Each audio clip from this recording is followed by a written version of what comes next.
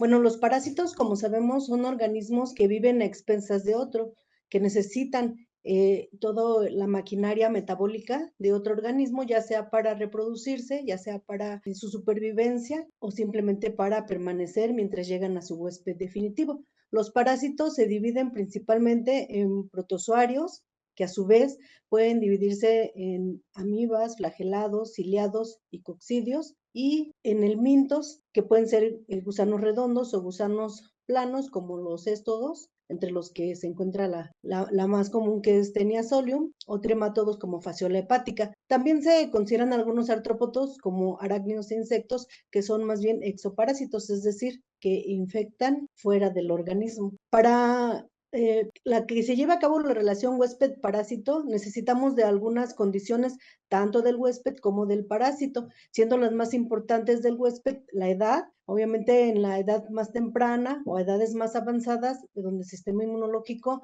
pues tiende a ser más débil, a veces los síntomas y la gravedad son más importantes. También el estado de nutrición tiene mucho que ver con la sintomatología que se va a presentar en una infección parasitaria, los hábitos y costumbres de las personas y también el uso de medicamentos que nos han dado pie a mucha resistencia a diferentes de algunos parásitos a diferentes medicamentos. Dentro de las condiciones del parásito, las más importantes son el número de parásitos. Por ejemplo, en el caso de Giardia, que es un parásito muy pequeño, pero que tiende a reproducirse en el intestino delgado, cubriendo, tapizando prácticamente el epitelio intestinal e impidiendo que haya una absorción de nutrientes. Ese es su ventaja que tiene. También el tamaño, es decir, puede ser un solo parásito, como Taenia, por ejemplo, pero que puede llegar a medir 12 metros y estar dentro del intestino, causando el daño. Y también la localización, no es lo mismo un parásito intestinal que uno sanguíneo o uno que invade los tejidos, porque eso va a darnos la sintomatología, la gravedad de los síntomas. La transmisión es muy exitosa porque se tiene que ver con el consumo de agua y alimentos contaminados. También se puede llevar a cabo la transmisión por contacto directo de persona a persona por el uso de fomites, y esto es muy común sobre todo en los niños que tienden a llevarse todo a la boca, que tienden a compartir juguetes y alimentos, y de esta manera se transmiten las formas parasitarias que posteriormente pues van a causar una infección. También la convivencia que se da ahora más frecuentemente y más estrechamente con algunos animales de compañía, con mascotas o incluso animales de granja, donde se lleva a cabo una zoonosis, esto es una transmisión parasitaria de un animal a una persona, o una zoonosis, que es lo contrario, de una persona a un animal. Las manifestaciones clínicas se pueden confundir a veces con muchas otras patologías. Entre las más comunes está un dolor abdominal constante, la inflamación del abdomen o exceso de gases, una debilidad general, periodos de diarrea intercalados con estreñimiento que aparentemente se resuelven solos, pero que están continuamente presentes, una pobre calidad de vida y en algunos casos extremos se ha llegado a la muerte. O sea, algunas pocas especies muy bien definidas no causan mortalidad elevada. En general, los síntomas permanecen porque, bueno, el parásito se encarga de estar obteniendo los nutrientes, obteniendo un hábitat adecuado para su supervivencia y reproducción, evitando que su huésped, su fuente, muera. Afecta predominantemente a la población pediátrica, pero eso no quiere decir que en las demás etapas de la vida se encuentren alta frecuencia de estos parásitos o incluso que se den brotes continuos en diferentes áreas. Habitualmente la infección tiene evolución crónica, es decir,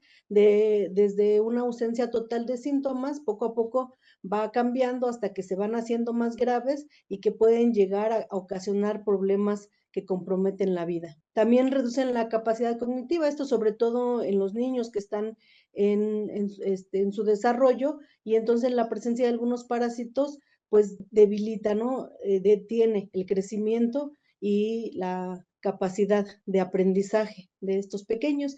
También afecta negativamente la capacidad económica de nuestros países de por sí ya empobrecidos, porque pues se requiere de medicamentos, porque hay días en los que no no pueden ser productivas estas personas y entonces pues eso hace que haya problemas de este tipo. Ahora, el diagnóstico principalmente es la identificación morfológica. Una vez que vemos una forma parasitaria de cualquiera de los parásitos que estemos investigando, pues eso ya es el estándar de oro. Ya no hay una confusión o no hay alguna manera de pensar que no es positivo. Algunas herramientas que podemos utilizar para mejorar nuestro diagnóstico, pues es el uso de tinciones, que ahora hay muchísimas y muchísimas variantes, la determinación de anticuerpos, tanto séricos como fecales, la realización de cultivos celulares en el laboratorio y las técnicas moleculares que también nos ayudan, sobre todo cuando se trata de determinar la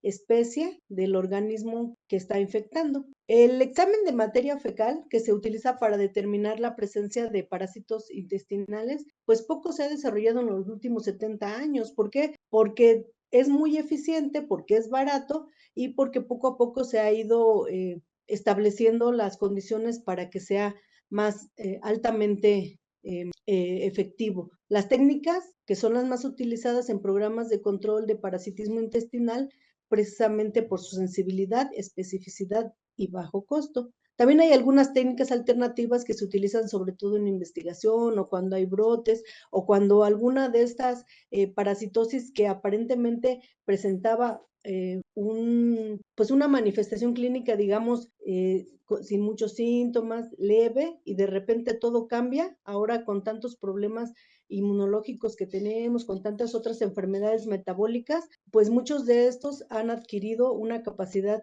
más altamente virulenta. Entonces, las técnicas alternativas nos sirven para realizar la investigación y determinar el porqué de estos problemas. Dependiendo del tipo de procesamiento de la muestra, nosotros podemos clasificar estos exámenes coproparasitoscópicos. Puede ser directo, ya sea macro o microscópico, puede ser por concentración, ya sea por flotación, por sedimentación o incluso por la capacidad que tienen de ser afines a ciertas temperaturas. También hay algunos en los que se lleva a cabo una dilución, sobre todo cuando necesitamos conocer la carga parasitaria, los cultivos, que en el laboratorio ahora se pueden obtener las condiciones para obtener estos parásitos en las formas que nos interesen analizar, el aclaramiento para determinar la presencia de órganos internos y bueno, las tinciones de las que ya les había comentado. También existen algunas técnicas cualitativas que pueden ser en fresco, la cucharilla rectal que aún se utiliza, flotación, que es el más común, la técnica de sedimentación de Ricci, que nos sirve para determinar la presencia de huevos o larvas de varios parásitos, y algunas técnicas cuantitativas de concentración o dilución que utiliza diferentes reactivos químicos, ya sea para concentrarlos, para poder hacer un conteo de la carga parasitaria o para diluirlos y bueno, al final el objetivo es el mismo, realizar una técnica cuantitativa. También podemos hacer una diferenciación por aplicación de colorantes, ya sea en preparaciones húmedas o preparaciones fijas, que pueden ser temporales o permanentes, que además nos sirven para mantenerlas como controles, como nuestra coproteca para estar continuamente, pues cuando tenemos alguna duda en nuestro diagnóstico, recurrimos a ellas y pues ya podemos salir de esas dudas y tener un examen más eficiente. También por el momento de su realización, algunas, por ejemplo, pueden realizarse inmediatamente de emitida la muestra, que se conocen como en fresco, o a cierto tiempo, a corto plazo, o bien preservarlas y hacer un examen a mayor tiempo. Estas muestras preservadas se pueden mantener en las condiciones adecuadas durante mucho tiempo y nos sirve además como controles, nos sirven para realizar pues algunas sesiones académicas, nos sirven de aprendizaje, nos sirven de información, ¿no? Más adelante. La tinción de parásitos Es una de las herramientas más importantes que últimamente se utilizan y bueno, es una estrategia para analizar las estructuras de los protozoarios. El objetivo es teñir la preparación para resaltar algunas características citológicas de los parásitos y diferenciarlos también de estructuras presentes en la materia fecal que muchas veces se pueden confundir con formas parasitarias cuando no lo son. Hay tinciones efímeras que son fáciles, rápidas y son útiles para el diagnóstico y entre ellas pues la más conocida es la de Lugol y otras que son permanentes para observaciones exhaustivas y se utilizan colorantes que permiten un mayor contraste. Entre estos los ejemplos que están son el de Giemsen, metoxilina férrica, tricómica o silnil. Los fijadores penetran al parásito rápidamente, eso hace que se detenga el metabolismo y que no haya cambios importantes en su morfología, de manera que nosotros podamos determinar en el análisis posterior de qué forma parasitaria se trata. Algunos de los más comunes pues son el formaldehído al 5%, que nos sirve para esporas, quistes o quistes, y al 10% que son más útiles para larvas y huevos del mintos. El de Chaudin, que bueno, ha caído en desuso, aunque ahora la variante que se realiza para determinación o para observación de quistes, trofozoitos, huevos y larvas, porque inicialmente se utilizaba un compuesto de mercurio, pero bueno, esto ya se han hecho algunas modificaciones por obvias razones. El alcohol polivinílico, que nos sirve para fijar quistes y trofozoitos, mertiolate, yodo, para quistes, trofozoitos, huevos y larvas, la mezcla de fenol, alcohol y formaldehído también para quistes y trofozoitos y con ácido acético para algunos metazoarios. Ahora bien, ¿qué es importante tomar en cuenta para realizar un diagnóstico de calidad, para realizar un trabajo que nos aumente la seguridad de que estamos llevando a cabo un diagnóstico adecuadamente, que no haya falsos positivos ni falsos negativos tampoco? Y bueno, para ello se realiza el control de calidad, que son todos los mecanismos, acciones, herramientas que se van a llevar a cabo para evitar la presencia de errores en un procedimiento. Estas son aplicables a todas las personas que están involucradas en el desarrollo de la técnica y a pesar de que el control de calidad no está tan difundido en parasitología como en otras ramas del diagnóstico, del laboratorio clínico, pues es importante también que las tomemos en cuenta para todos aquellos que nos enfocamos en este tipo de diagnóstico. Para llevar a cabo el control de calidad, todo el procedimiento se distribuye en diferentes fases. La fase preanalítica, que consiste en las indicaciones para recolectar la muestra fecal y el cómo almacenarla. Se debe documentar la muestra, se debe tener un procedimiento en el cual cada vez que llega una muestra al laboratorio se registre, se anote la fecha, se anoten todas las características inherentes a esta muestra para no tener después algún problema en relacionar las características con el resultado. Se deben de investigar y controlar todas las fuentes de variabilidad biológica, es decir, cuál es el origen de la muestra que estamos obteniendo, y algunos datos que se deben tomar en cuenta son si hay o no ayuno, el ritmo circadiano de la persona, si hay alguna dieta especial, la edad que tiene, el estado nutricional, si hay embarazo o no, o si se están tomando algunos fármacos, los cuales a la hora de determinar la presencia de parásitos, pues pueden interferir, ya sea porque deforman las formas parasitarias o porque incluso se pueden confundir. ¿Cuál es el objetivo de la fase preanalítica del control de calidad? Pues proporcionar una muestra apta y confiable para poder llevar a cabo el diagnóstico. El examen de una sola muestra de heces no es suficiente. Si nosotros tomamos una muestra y hacemos el coproparasitoscópico, estamos entre el 50 y el 70% de obtener un resultado confiable. Sin embargo, si tomamos 3 muestras y en el periodo de una semana hacemos el análisis, pues podemos elevar esta probabilidad hasta el 95%. Entonces, siempre es recomendable trabajar 3 muestras o hasta 5 en un periodo de una semana. Una vez que tenemos una muestra confiable, una muestra registrada, una muestra bien documentada, que conocemos el origen, que conocemos de dónde viene, perdón, me brinqué, ahí está. Entonces pasamos a la fase analítica. La fase analítica considera todos los reactivos, los métodos de calibración, los instrumentos, procedimientos y la identificación de los parásitos, es decir, el proceso en sí del análisis coproparasitoscópico. Para ello, pues debemos de controlar y mejorar continuamente las fuentes de variabilidad analítica. El método analítico, todo el instrumento debe estar calibrado, debe estar en buenas condiciones. El procedimiento manual que se lleva a cabo, ya sea manual, semiautomatizado o automatizado, debe estar perfectamente bien descrito y todo nuestro instrumental, como les decía, debe estar en óptimas condiciones. El volumen de la muestra, nosotros lo vamos a definir. Nosotros, cuando le damos las indicaciones al paciente, pues él nos trae la muestra en el contenedor que le proporcionamos. Ya no es como antes, que ellos buscaban un frasquito, lo lavaban y lo traían. No, nosotros tenemos que proporcionárselo y bueno, conocer cuánto vamos a tomar de muestra para nuestro trabajo, cuál es el volumen de reactivo que vamos a utilizar y determinar siempre la trazabilidad del método. ¿Esto qué permite? Una medición confiable. Esa es la fase analítica. También es importante que durante nuestro proceso tengamos atlas, que tengamos fotografías, que tengamos laminillas de todos los elementos parasitarios, para que en cualquier momento de duda, podamos llegar y revisar con toda esta información que tenemos y determinar alguna característica para cuando haya confusiones, ¿no? Ahora también en la red hay muchísima información acerca de fotografías, características, e incluso se establece la geografía donde es más común encontrar ciertos parásitos y eso pues nos ayuda a una mejor identificación del parásito en cuestión.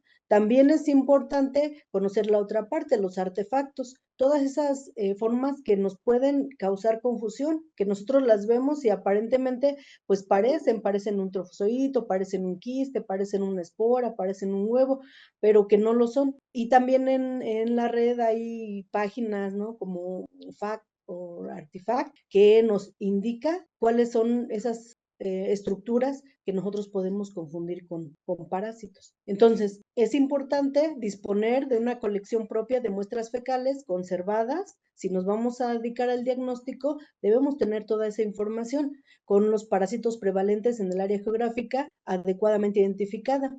Tenemos que disponer de fuentes propias, libros, atlas y de acceso online, y tenemos que conservar las preparaciones positivas teñidas con tinciones permanentes. Para nosotros, cuando realizamos el diagnóstico, pues ya sabemos, ¿no? qué es lo que esperamos observar, y podemos consultar con nuestra información que tenemos guardada para poder salir de alguna duda. También disponer de concentrados fecales de parasitosis exóticas en el medio, es decir, parásitos que no son tan frecuentes, a menos que haya pues algún caso de una persona que viene de otra zona y que trae ese parásito, pero nosotros debemos saber si existe o no en nuestra localidad. Bien, otra fase es la fase post-analítica. Esta incluye la confirmación y reporte de los resultados con la identificación completa del laboratorio, paciente y muestra. La validación postanalítica del resultado hallado es una correlación del resultado confiable con todos los datos del paciente. Para eso, pues ya conocemos sus antecedentes clínicos y de laboratorio, los datos clínicos actuales, los datos del laboratorio actuales y anteriores.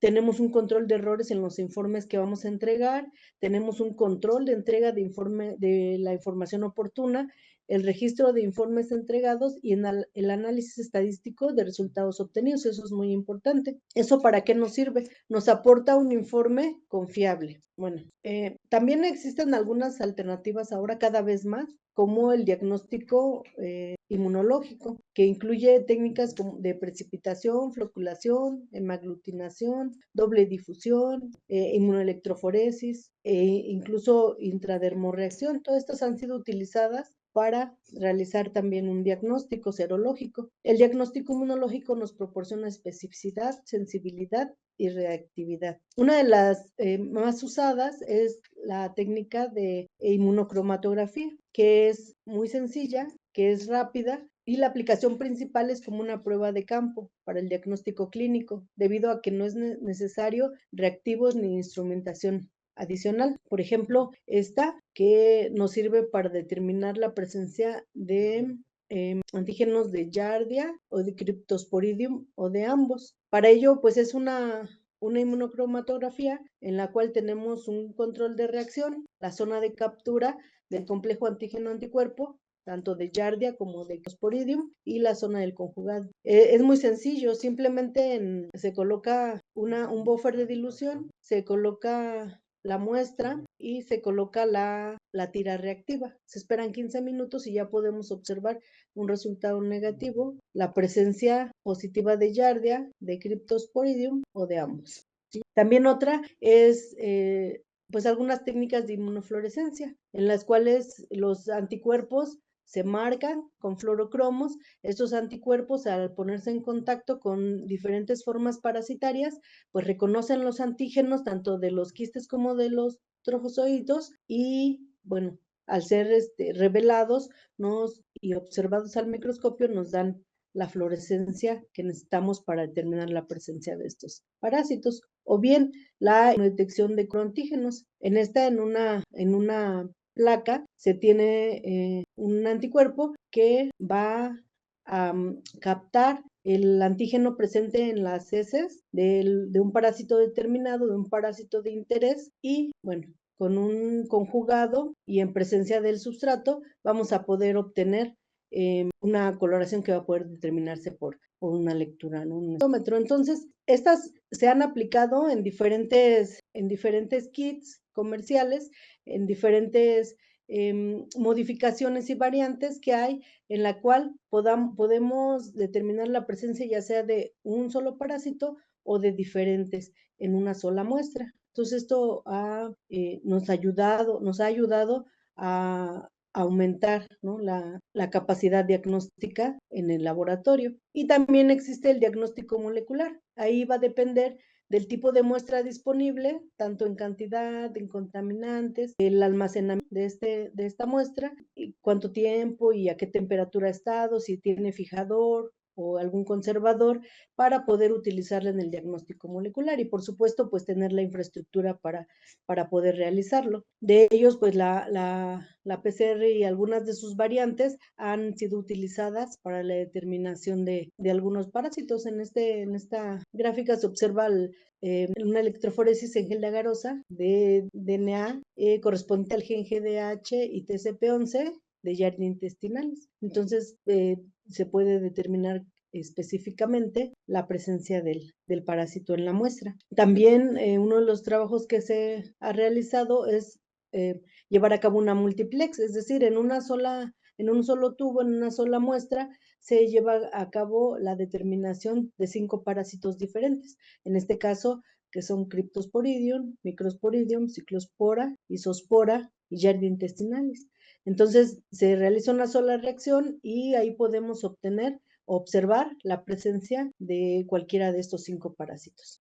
Una de las aplicaciones para las que lo hemos utilizado fue en un trabajo que se realizó donde de diferentes muestras de pacientes con diagnóstico positivo al virus de la inmunodeficiencia, pudimos observar la presencia de diferentes parásitos y otro grupo de pacientes con leucemia linfoblástica aguda que además estaban en tratamiento y eso, bueno, hizo que su sistema inmunológico estuviera muy deficiente. Entonces también pudimos observar que era muy común la presencia del Microsporidium, además de Cryptosporidium, ¿no? Los parásitos que se denominan como emergentes. En el caso de los pacientes era más común, fue más común Ciclospora y se observó en un caso Giardia y Micros, que al principio se pensaba que era comensal, no se le daba la importancia médica, pero ahora en este tipo de pacientes puede causar diarreas muy, muy graves,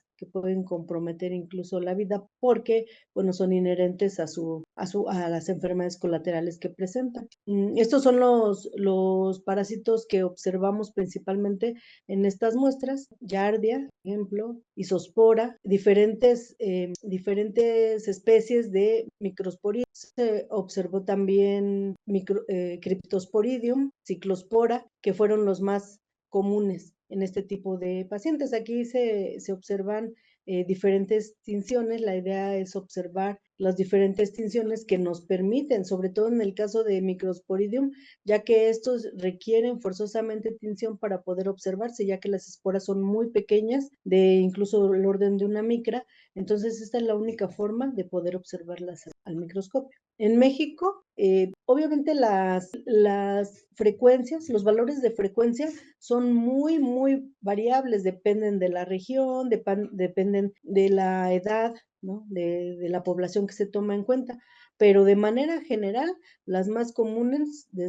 son Giardia, Cryptosporidium, Entamueva, Histolítica dispar, Ascaris, algunas uncinarias y algunos tricocéfalos. Entonces, esto es lo que se ha reportado, pero en realidad si se toma no es lo mismo tomar una muestra del sur o del norte del país, de una comunidad rural o de una urbana, porque eso pues cambia, ¿no? La perspectiva, la frecuencia. Entonces, lo que sí es cierto es que en México casi todas las zonas tienen presencia de parásitos, aún cuando de repente algunas campañas en las que se ofrece un fármaco a la población hacen que disminuya, porque como nada más se ofrece uno, hace que disminuya un tipo de parásito, ya sea los helmintos, y aumentan los protozoarios o viceversa. También cuando hay algunos desastres, como en el caso de inundaciones, o algunos brotes, en el caso de consumo de carne contaminada,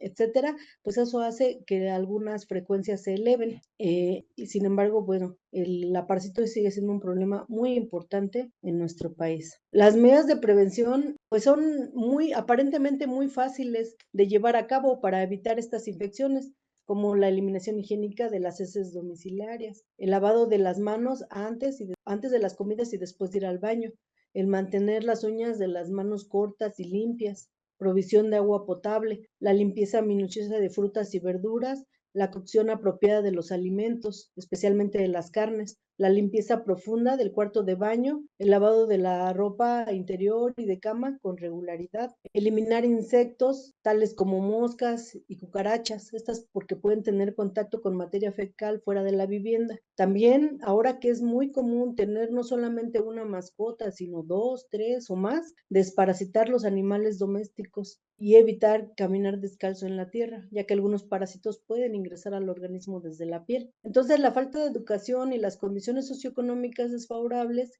como falta de agua potable, hacinamiento, mala nutrición, pues son las que están asociadas con alta prevalencia de parasitosis. Y esto es importante porque a pesar del trabajo que se ha realizado de investigación desde hace muchos, muchos años, no existen aún vacunas para prevenir estas parasitosis. Hay muchos trabajos que han estado o probado diversos antígenos, diversas moléculas que pueden ser utilizadas, pero en realidad no se ha obtenido un resultado más allá del 30, 40% de efectividad. Entonces, todavía las medidas de prevención siguen siendo lo más importante para evitar este tipo de infecciones. Y bueno, eso es lo que quería comentarles. Tengan. Perfecto, excelente ponencia, doctora Leticia. La verdad es que ha sido un tema muy, muy interesante. Es un tema que seguramente para muchos de los que están acá nos da un panorama más amplio de lo que es el tema de los parásitos.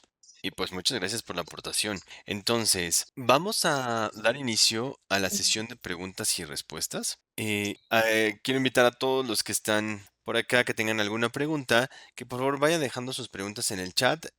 La doctora Leticia dará comienzo a la lectura de cada una de ellas, ¿de acuerdo? Entonces, sin antes, si me permite, quiero hacer una pausa para todos los invitados, inclusive para usted, doctora. Los queremos invitar a nuestro próximo webinar, que es el día de mañana, miércoles 9 de abril, diagnóstico de enfermedades reumáticas. En esta ocasión, nuestra panelista y quien nos acompaña es la doctora Lilia Andrade Ortega. Muchas gracias por la intervención y estamos listos. Vamos a iniciar la sesión de preguntas y respuestas. Juan Moreno dice, ¿cuál es la incidencia de parásitos en México y qué estados requieren mayor atención? Bueno, como les mencionaba, la parasitosis está relacionada con la deficiencia sanitaria principalmente. Entonces, obviamente, los estados que tienen más deficiencia en cuanto a el acceso a agua potable, la correcta eliminación de las heces, son los que están más vulnerables en ese aspecto. Les comentaba hace rato que la incidencia de parásitos en México es muy variable y es muy importante. De un tiempo para acá se consideró que habíamos, ¿no? Habíamos bajado en cuanto a algunos datos epidemiológicos, pero en realidad no es. Cuando empezó la pandemia, pues nos decían lávense las manos, ¿no? Entonces nos lavamos las manos para evitar la infección o la contaminación con COVID, pero pues al lavarnos las manos, al estar en casa, al no comer tanto en la calle, pues los parásitos también bajaron. Sin embargo, bueno, eso tan hermoso nos duró poco, porque nuevamente, una vez pasada la emergencia sanitaria, pues los viejos hábitos regresaron. Entonces, pues yo considero que nosotros hemos hecho estudios en estados como Oaxaca, Guerrero, Veracruz, Tamaulipas, incluso en algunas comunidades de Chihuahua, y en todas partes encontramos parásitos. La diferencia es el tipo de parásito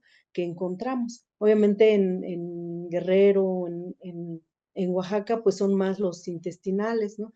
También por la presencia del mosco, de los vectores. En Chiapas, por ejemplo, la presencia de Trypanosoma cruzi y la enfermedad de Chagas también es importante. Bueno, ese no es intestinal, pero es importante considerarlo. Y cuando fuimos a Chihuahua, donde allá el frío es extremo, pero que tampoco tienen acceso a una higiene adecuada, a una buena alimentación, a un buen cuidado de salud, pues también encontramos muchos protozoarios. Ahí principalmente por la falta de agua potable, ¿no?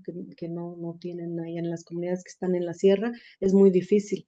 Entonces, ¿cuál es la conclusión, no? La conclusión es que no hay conclusión porque los parásitos tampoco tienen palabra de honor, ¿no? Podemos decir que, y establecer, de hecho se ha hecho, hay artículos que establecen, no, pues que cuál es el más importante dependiendo de la zona, pero estos van a variar. En época de lluvia, por ejemplo, en la Ciudad de México es muy difícil encontrar un caso de ciclospora y cuando empieza a llover, ahí aparecen los casos de ciclospora. Entonces, todo va a depender de cómo estemos. Y nosotros sabemos que si estamos comiendo en la calle, que si no tenemos la higiene adecuada, que si nuestras mascotas les damos este beso y las abrazamos y las subimos a la cama, pero no tenemos cuidado de que estén desparasitadas, de que estén limpias, etcétera, pues sabemos que hay una vulnerabilidad y un riesgo importante. Okay.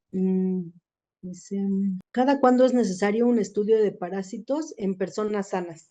Yo creo que cada 6 meses, que es lo que recomiendan, cada 6 meses hay que hacerse un parasitoscópico para saber si tenemos o no parásitos. Esto es muy importante porque, por ejemplo, ahora nos venden un medicamento que dicen que te lo tomes cada cierto tiempo y ya no vas a tener, ¿no? Parásitos. Pero si no sabemos cuál es nuestro parásito principal, cuál es el más importante, pues no vamos a saber cuál es el medicamento.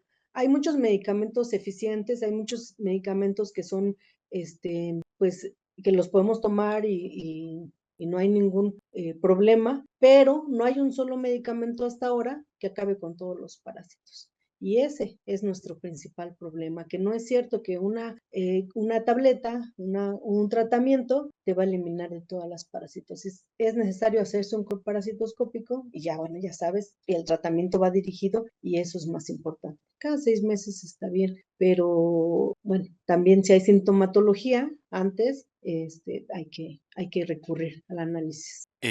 Doctora Leticia, ¿le parece que vayamos leyendo las preguntas? Sí, por ¿Le favor. parece que le hagan? Ok, muy bien. Continuamos con las preguntas. La siguiente pregunta de Juan Moreno, que dice, ¿qué importancia existe en medicina transfusional y qué parásitos se transmiten por transfusión sanguínea?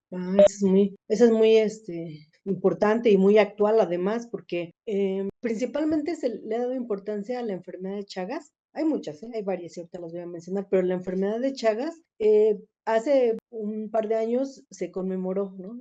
Un siglo de que encontraron, de que descubrieron el parásito causal de la enfermedad de Chagas, que es el Trypanosoma cruzi, pero aún no se conoce realmente este tipo de problemática como la transmisión transfusional, ¿no? Hasta hace unos años se empezó a hacer pruebas a la sangre que se iba a destinar para transfusión sanguínea para determinar si estaba o no contaminada, infectada con Trypanosoma cruzi. Ese es un método de transmisión y es precisamente lo que lo ha hecho extensivo, porque pues eran las zonas endémicas donde está la presencia del vector, ¿no? Que están bien delimitadas y en las que, bueno, sabemos que hay la presencia de Trypanosoma cruzi. Y entonces nos preguntábamos, ¿por qué? ¿Por qué en las grandes ciudades? ¿Por qué donde no está el vector empieza a haber casos importantes? Pues es eso, es que la migración, la transfusión sanguínea sin el control adecuado y algo que es muy importante es la transmisión materno-fetal, que hay mujeres que no saben que están infectadas con Trypanosoma cruzi, que llevan a cabo su embarazo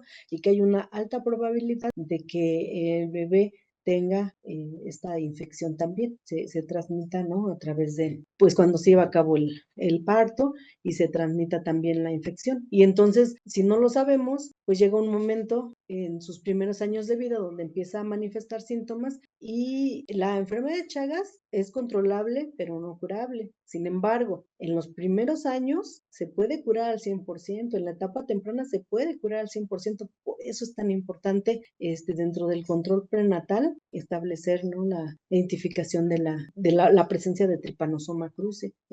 Nosotros, bueno, aquí en el laboratorio, el equipo de trabajo tiene muchos trabajos acerca de eso, muchos estudios que se han realizado en diferentes estados del país también, en Chiapas, se hizo en Veracruz, en Jalisco, en Tamaulipas, incluso en la Ciudad de México, para determinar los casos que puede haber de transmisión materno-fetal. Es muy importante. Ujú. Perfecto, muchas gracias. Quisiera aprovechar que todos los que están conectados, que nos fueran dejando de dónde nos escuchan, de dónde se están conectando en esta transmisión, porque es importante mencionar que tenemos participantes de América Latina.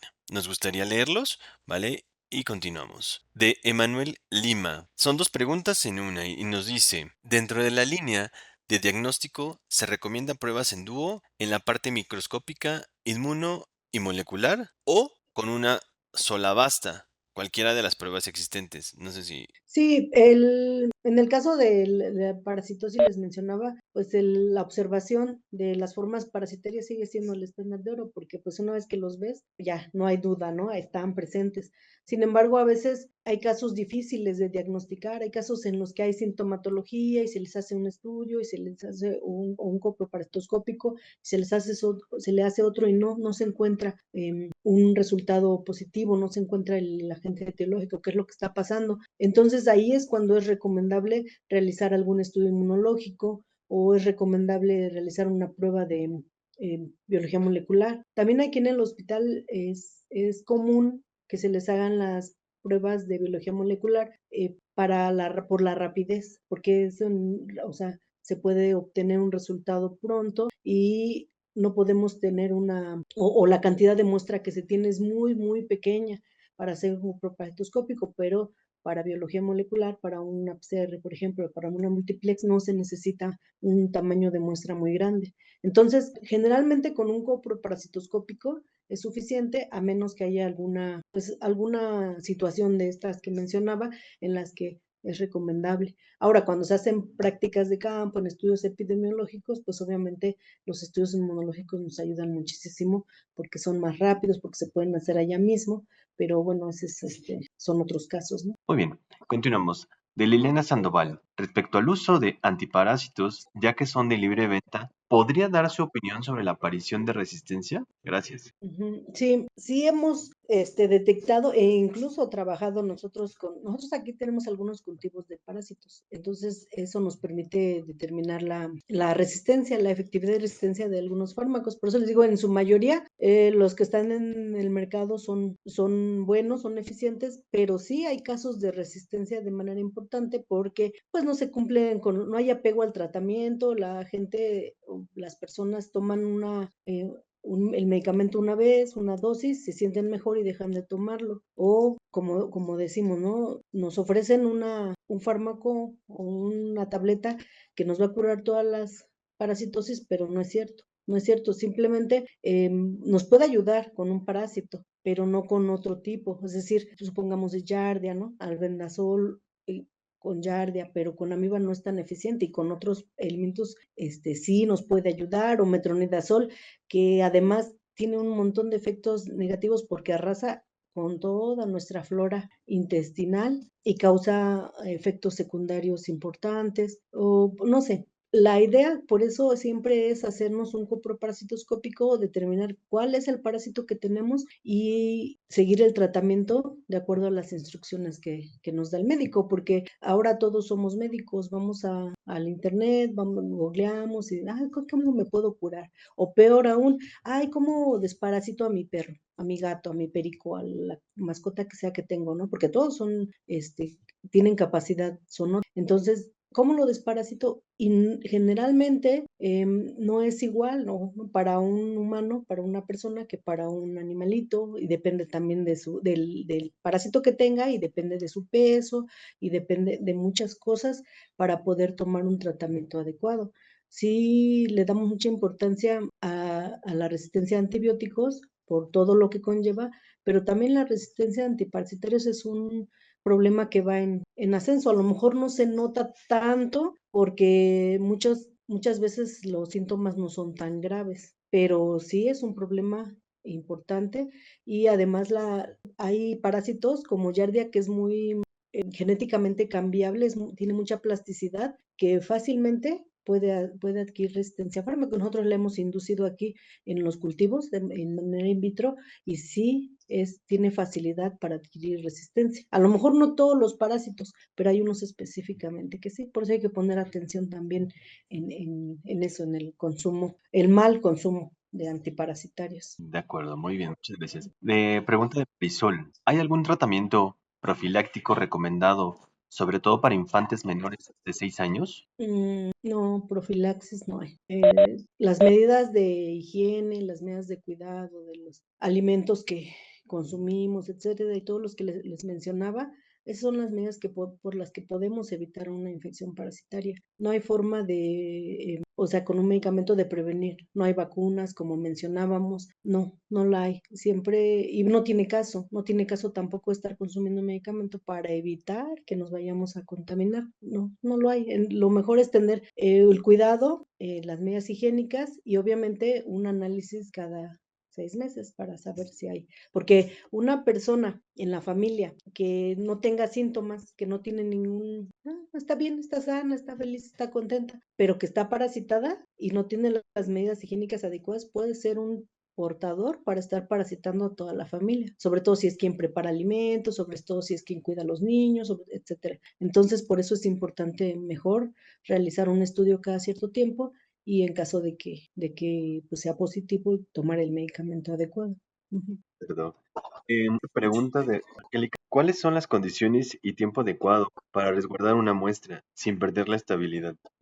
Ahí hay muchas variantes, ¿no? Va a depender principalmente para qué queremos la muestra. Si vamos a observar las estructuras parasitarias, podemos utilizar alguno de los fijadores, alguna de los conservadores que mencionábamos anteriormente. Y esas se pueden por mucho tiempo tener a 4 grados, por ejemplo, ¿no? Que es nosotros a la temperatura que generalmente tenemos nuestras muestras preservadas, a 4 grados. Duran, pues bueno, años, ¿no? Nosotros como tenemos aquí algunos cursos también de parasitología, pues son las muestras que guardamos para este uso académico. Sin embargo, si yo en algún momento me planteo hacer alguna prueba molecular, pues no. Lo mejor es tener la muestra y lo más pronto que se pueda realizar una extracción de DNA y ya el DNA sí lo puedo guardar, sí lo puedo almacenar. Para realizar un colonoscópico, digamos, de rutina que hacemos,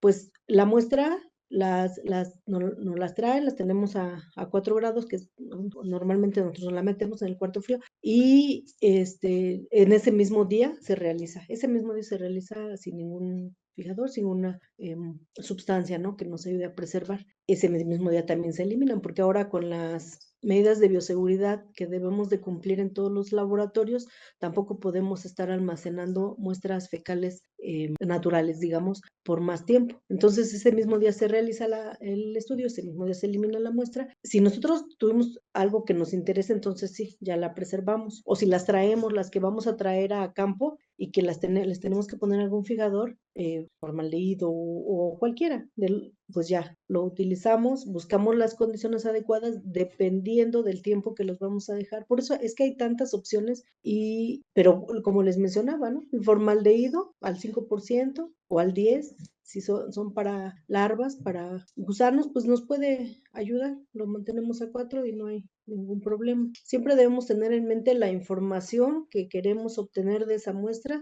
el tiempo que lo vamos a tener antes de analizarlo, antes de eliminarlo, porque, bueno, porque no es lo mismo y no todo nos sirve, ¿no? Entonces es algo que cada vez que vamos a realizar un protocolo, pues establecemos esas condiciones. Casi todos los fijadores comerciales, todos los que recomiendan, son buenos. Ahora, por ejemplo, que se hacen además estudios de microbiota y para determinar toda la población, ¿no? De microorganismos presentes en la muestra, pues a eso sí se usan unos kits específicos con fijadores específicos, porque pues si no, se nos va todo y es diferente el trato de la muestra, ¿no? Pero bueno, depende de la información que queremos obtener y las condiciones que tenemos para almacenarlo también. Ujú. Muy bien. Aún tenemos muchas preguntas que leer. Si parece bien, vamos dando continuidad de forma más rápida a Ok. todas las Ujú. preguntas para que todos podamos o todos puedan tener su pregunta resuelta. ¿Le parece? Muy bien. Sí. Muy bien. Tenemos de Emanuel Lima. ¿Cuál es la incidencia de daño neuronal por presencia de parásitos? Neuronal. Déjame ver en qué casos. Bueno, tal vez el más importante, porque en general los parásitos intestinales de los que les hablé, no, pero por ejemplo, parásitos como, bueno, tenia, pero en su forma de cisticerco, que es el más conocido, es el que más, pues se trata, ¿no? O más casos hemos observado. La incidencia en números, no lo sé, pero también va a depender del lugar, ¿no? Del lugar ahora que ya hay más control en cuanto a la carne que se vende, pero cuando se compra en los mercaditos, en los pueblos, etcétera, o que se hace el trato directo de comprar un animalito a otra persona y ahí lo cocinan, ahí hemos tenido brotes, sobre todo, por ejemplo, en Guerrero, se han observado muchos brotes de ese tipo, pero bueno, ese toxoplasma, son que causan daño neuronal. Otros ahorita no me acuerdo, no, pues no, o sea, son los más importantes. No, perfecto. De Ana Pérez le envía saludos desde Venezuela. Gracias, Ana. Y nos deja el comentario que que ha sido un excelente tema. Siguiente Gracias. pregunta de Juan Moreno. Tomando en cuenta que se encuentran en el Hospital Infantil Federico Gómez, los niños que son atendidos, ¿cuál es el mayor problema parásito actual? Yo diría que Giardia, Cryptosporidium y Blastocystis.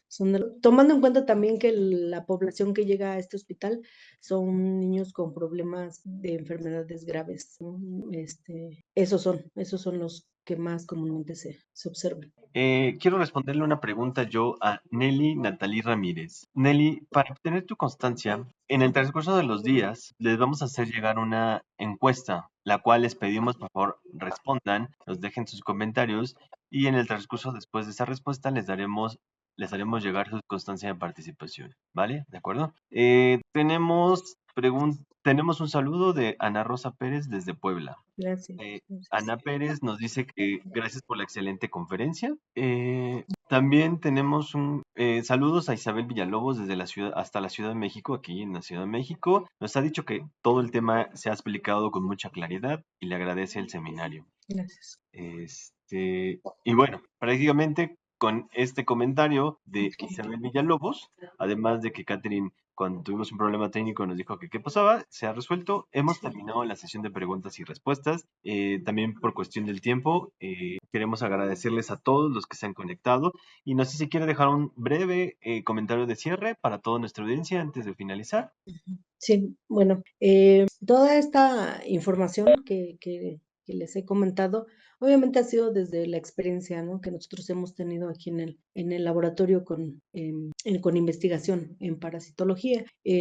Cualquier duda que tengan, cualquier información que requieran que se amplíe, pues nos pueden mandar un correo a leticialigio@yahoo.com.mx, ese es mi correo, y con gusto tratamos siempre pues si no lo sabemos, lo investigamos, lo buscamos, porque es que esa retroalimentación es la más importante, sobre todo cuando hay datos tan aislados de parasitología. Entonces, entre todos, pues podemos hacer un panorama global, un panorama mejor para conocer y poder tratar este tipo de enfermedades. Gracias. Pues muchas gracias, doctora Leticia. Le agradezco mucho en nombre de Vermont México que haya estado con nosotros en este seminario del día de hoy que llevó por nombre Diagnóstico de Parásitos de Importancia Clínica. Quiero invitar y recordarles a todos nuestros asistentes que el día de mañana también tenemos un seminario con el nombre de Diagnóstico de Enfermedades Reumáticas. Por favor, véanos en nuestras redes sociales, síganos,